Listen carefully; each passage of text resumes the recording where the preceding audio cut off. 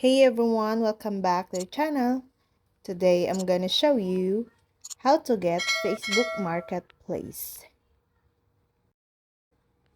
Facebook Marketplace allows users to buy and sell items within their local community, offering a convenient and accessible platform for e-commerce. This platforms offers a potential audience to seller and makes it easier for buyers to find desired products.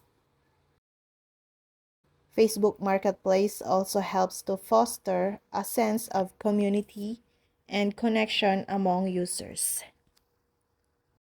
Steps to get Facebook Marketplace. Step 1.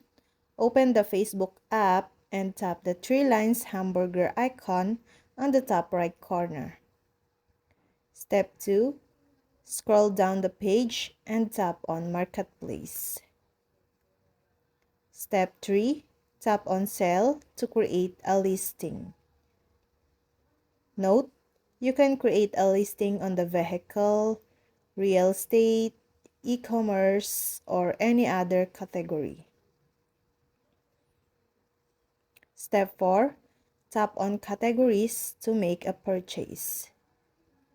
Note, search for any category to buy your targeted items.